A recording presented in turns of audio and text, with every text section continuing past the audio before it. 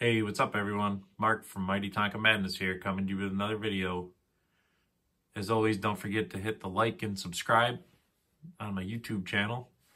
Set the alerts so that way whenever I put out a new video, you get an alert to your phone and you know if you care. That is. But yeah, so that way you know as soon as I put something new out. And so let's get into this next one here. Something that I haven't... surprisingly haven't done yet. The Mighty Loaders. I've got 4 of them. There are a few that I don't have.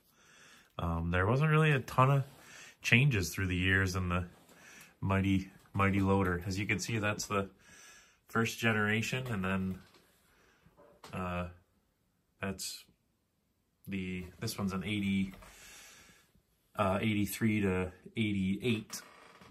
So there really wasn't much changes at all. It's very minor things. But yeah, let me just move some of these, pack them in a little tighter here. We'll start out with this one. This one is first generation. This one is, they first came out in 1967. The Loader did.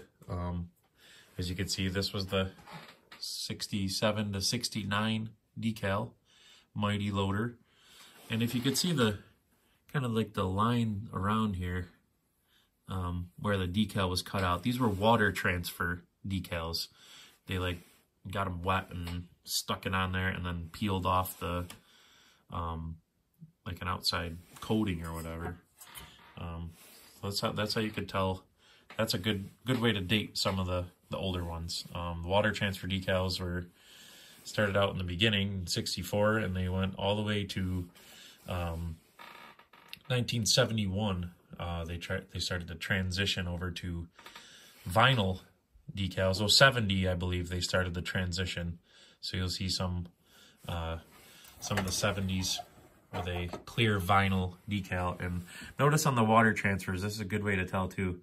They're kind of like cut out around the letters, whereas the vinyl ones are just like a rectangle, just a rectangle.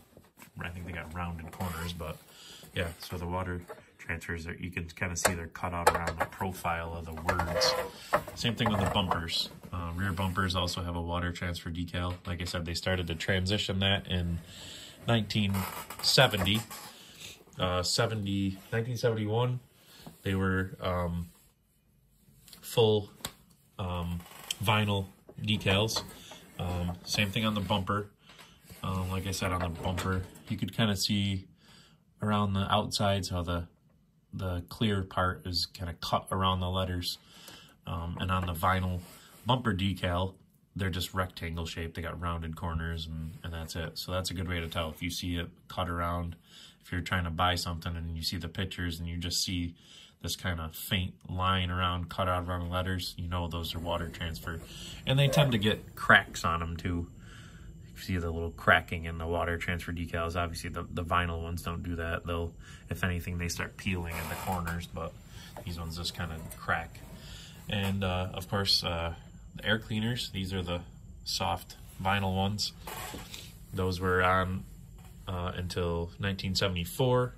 When they changed over to the hard plastic decal, or not decals, the air cleaners. So, but other than that, just very minor changes. Of course, you can see the smooth sidewall, Mighty balloon tires, they were called. Those went to 1971 was the last year for those. And I don't know, I see more. The catalogs and stuff say that you'll see black letter XMB tires in 1972, but most 72 things you tend to see them with these smooth sidewall tires. Very seldom you see the black letter tires for the 72s. So this one is these decals, they changed over to this decal in 1970. Well, technically 69 they started the transition to these. They ran short of the decals. Oh, and the first generation, of course, all the first generation stuff has Mound Min. Of course, Mound Min is Mound, Minnesota, where Tonkas were made until 1983. So But yeah, so all the first generation stuff, Mountain Min. And you can see the difference in the ovals too. Like look at the back of this guy up here. Sometimes you'll see the decals are missing a lot. Yeah, on any of them really, these ovals. And you can see the Mountain Min it's kind of squished and it's kind of flat on the bottom there. A lot of the Mountain Mins are like that. Some of them are a little bit different shape, but the bulk of them are like that, especially on the Mighties. On the different lines, they're a different shape a little bit, but on Mighties, they're like this. They got the flat bottom. So even if this is missing, sometimes you see some residue from the decals. If you see that flat bottom on there, you know that it's first generation. So as opposed to this USA, which is more oval, you can see the difference. It's more oval and really flat on the bottom. So, but yeah, so this one is a 1970. I'm gonna call it, because like I just got done talking about with the water transfer versus vinyl decals. They started the transition in 1970, and 71 was the first year for the vinyl decals.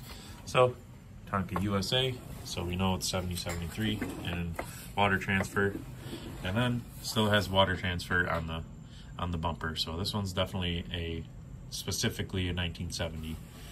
As you can see, this is kind of common with the water transfers. They crack and sometimes they'll flake off, but they're pretty rugged though for being as old as they are. Like I said, that's 67 to 69. This one is 1970. And then this decal, Mighty Tonka Loader, although it changed to vinyl, it said that. Those were the words. From 1970 to 1975, Mighty Tonka Loader, as opposed to just Mighty Loader, the first generations. So, yeah, so 70 was still water transfer. On the bumper, of course, smooth sidewall tires, yellow buckets, and they got these acorn nuts on there too. I don't know, I didn't check on that when exactly the acorn nuts switched over. They may have made it through, and I'm missing one model of the loader here. This decal stayed the same, except for this changed to the yellow bottom in 74 and 75, but the cab decals were the same. And then from 78 through 82, this was the decal, just simple, plain old Tonka. Obviously the white letter. I don't have the 74, 75, where they had, in 73 they transitioned to white letter tires, the XMB 975s. And then 76 they had the oval. It said Mighty Tonka with the red oval for 76, 77, and then this is a 78 right here. Like I said, white letter tires rather, came out in 73, and they stayed. There's no other changes to the tires. There's even little changes with these little caps here.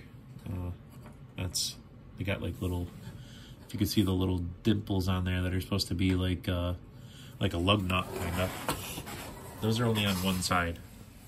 As you can see there's no little dimples on this side. That's because they came with one side already attached, which I believe this side was already attached, and then at the factory when they assembled them, they added the ones with the little lug nut on there, which I haven't been able to pinpoint it exactly, but it's either 1973 or 74 from where they transitioned to it on both sides. As you can see here, there's it on that side, and there's it on that side. It's got the little lug nut bumps on there.